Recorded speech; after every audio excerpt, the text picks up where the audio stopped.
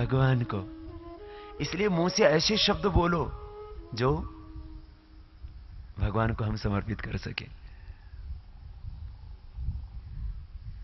ये दृष्टि किसी और पर पड़ने से पहले भगवान पर पड़ती है, और उसके भीतर भी भगवान है। जब सब जहान में मेरा भगवान है, तो फिर किसी को वासना की दृष्टि से, घृणा की दृष्टि से, वैरी की दृष्टि से मत देखना। यही वेद में उपदेश दिया गया। मित्रस्य चक्षुषा सर्वाणि भूतानि समीक्षन्ताम्। मित्रस्य चक्षुषा सर्वाणि भूतानि समीक्षामहे। तो सबके भीतर मेरे भगवान है, तो मैं क्यों किसी को वैरी की दृष्टि से देखूं? क्यों किसी को घृणा की दृष्टि से देखूं? क्यों किसी को वासना की दृष्टि से देखूं? तो दोष दूर हो जाएंगे। ईश्वर प्रणिधान जैसे ही जीवन में घटित होगा, तो दृष्टि के दोष, वाणी के दोष, क्रियाओं के दोष, कर्म के दोष, सबसे मुक्त हो जाओगे। सब कुछ करने से पहले सोचोगे कि मैं सब कुछ इतना पवित्र करूं कि भगवान को अर्पित कर सकूं। आहार भी उसी को अर्पित कर रहे हैं। सब जगह वही विद्यमान है। सिया राममय सब जग जानी, वासुदेव सर्वम ओम खम ब्रह्म स ओतस् प्रोतश्च विभु प्रजासु विष्णु कर्माणि पश्यत यतो व्रतानि पस्पसे इंद्रस्य युज्या सखा अंति संतम न जहाति अंति संतम न पश्यति देवस्य पश्य काव्यम न ममार न जीरियति। ये सब जगह वही मेरा भगवान है। तो ये ईश्वर प्रणिधान, हर समय ऐसे ही रहना, हर पल। फिर कहां कोई दूसरा विकार आएगा?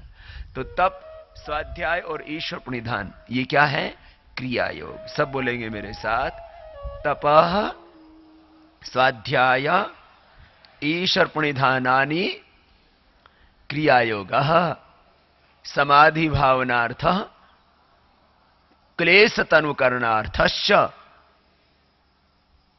अविद्या अस्मिता राग द्वेष अभिनिवेशाः पंचक्लेशाः अविद्या क्षेत्रम उत्तरेषाम प्रसुप्त तनु विच्छिन्नोदाराणाम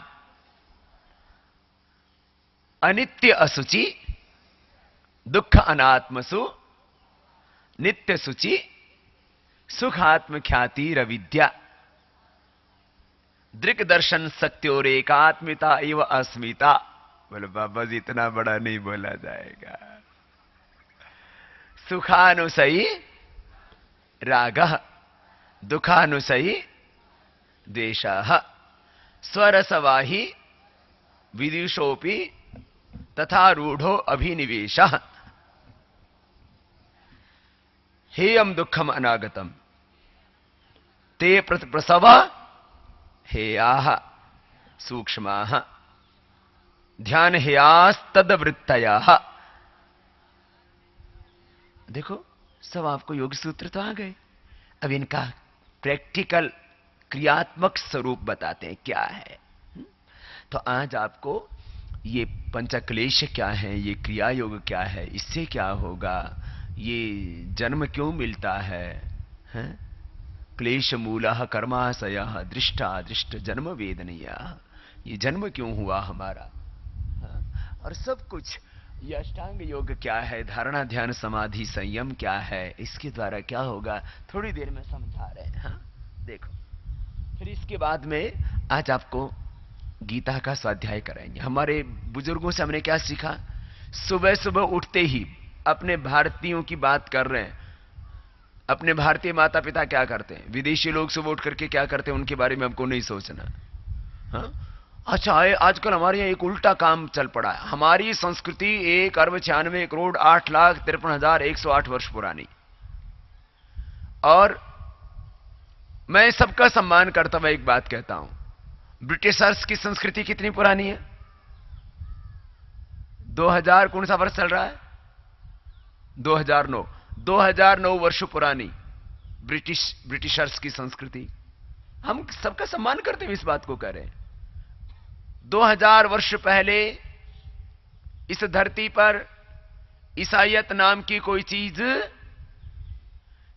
हाँ सच बात है, 1400 वर्ष पहले इस्लाम नाम का कोई धर्म, कोई मजहब नहीं था।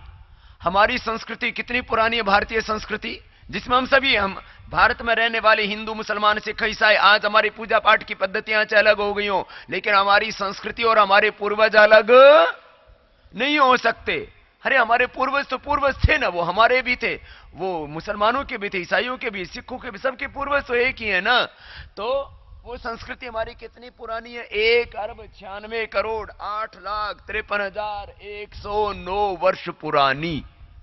बोला बाबा जी इतना तो याद भी नहीं रहेगा, योग दर्शन में, जीवन दर्शन में लिखा हुआ है, याद कर लेना। 1,00,00,000 बोलो 96,08,53,109 वर्ष। देखो इतने तो आप बोले बाबा इसको तो याद करने में टाइम लगेगा। इतनी पुरानी संस्कृति, और बौड़े हो रखे हैं किस बात के लिए? बोले विदेशों में ना समलैंगिकता को अनुमति दे दी गई, अपने यहां भी दे दो। है बेवकूफो, वो पशुओं के साथ में कल दुराचारी व्यभिचार करने लगेंगे, कर रहे हैं अभी, वो कुत्ते बिल्लियों के साथ भी कर रहे हैं, तो कल को वो भी करोगे क्या? दिमाग के ताले बंद हो गए। आज लास्ट में इस बात को रखूंगा, पहले अच्छी अच्छी बात कर लेता हूं, क्योंकि कल मुझे इसी के लिए जाना पड़ा दिल्ली। मैंने कहा मैं यदि पैरवी नहीं करूंगा भारतीय संस्कृति की तो फिर दिक्कत हो जाएगी, इसलिए मैं यहां से गया और रात को 2 बजे वापस लौटा, 2 घंटे सोया और अब आपके बीच में आया हूं 4 बजे उठ करके। 2 बजे सो के कितने बजे उठा? मैं लग रहा है कि मुझे नींद नहीं आई है, फ्रेश हूं एकदम। ऐसे ही आपको हमेशा फ्रेश रहना है। यहां तो 7-8 घंटे सो लेते हैं, उसके बाद भी ऐसे बूढ़ा सा मुंह लेके बैठे रहते हैं। बब्बा जी नींद पूरी नहीं हुई, फिर तू पूरा ही सो जा, जमाना जगाएगा फिर भी नहीं जागेगा। जीवन के दिन 4 पंछी उड़ जाना, कर ले यतन 1000 पंछी उड़ जाना, जीवन के दिन 4 पंछी उड़ जाना, जब पिंजरे से उड़ कर जाए पकड़ो कितना हाथ न आए, जब पिंजरे से उड़ कर जाए पकड़ो कितना हाथ न आए, लंबी भरे उड़ान पंछी उड़ जाना, जीवन के दिन 4 पंछी उड़ जाना। तो एक दिन तो ऐसा आएगा तू सोया रह जाएगा, जमाना जगाएगा लेकिन तू जाग नहीं पाएगा। वो तो अरे पहले जाग। खैर ये बात तो मैं बाद में बताऊंगा, आज अब उसकी भी हम पूरी तैयारी करके आए। लोग बोलते बाबा ये धर्म गुरुओं का क्या मतलब? अरे मैं कभी अपने आप को धर्म गुरु, पंथ गुरु, मजहब गुरु बोलता ही नहीं हूं। मैं तो सारी बात विधि के अनुसार, तर्क के अनुसार, संविधान के अनुसार, विज्ञान के अनुसार, सृष्टि के नियमों के अनुसार, एक ईश्वरीय व्यवस्था के अनुसार कर रहा हूं। और आज और लास्ट में उस बात को रखेंगे। देखो इस देश की सबसे बड़ी हानि क्या है? असुर लोग, दुष्ट लोग, अधार्मिक लोग, दुराचारी लोग, व्यभिचारी लोग पूरा फाइट करते हैं। और ये सात्विक लोग बोले बाबा जी ना आपको ना इस विषय में बोलना नहीं चाहिए। मैंने कहा क्यों? सब होना चाहिए, सब गलत काम होते रहे। और धर्म जो आध्यात्मिक व्यक्ति है, जो देशभक्त व्यक्ति है, जो चरित्रवान व्यक्ति है, वो कुछ ना बोले, वो मुंह ना खोले। अब ऐसा नहीं होगा। अब जो देशभक्त हैं, चरित्रवान हैं, सात्विक लोग हैं, धार्मिक लोग हैं, आध्यात्मिक लोग हैं, ईश्वर भक्त लोग हैं, वो चुप नहीं रहेंगे, वो मौन नहीं रहेंगे, वो पाप का धर्म को नहीं सहेंगे। ये बात हमें इस देश में पैदा करनी है। हाँ तो चलो एक बार बटरफ्लाई कर लो, आगे बढ़ाना है।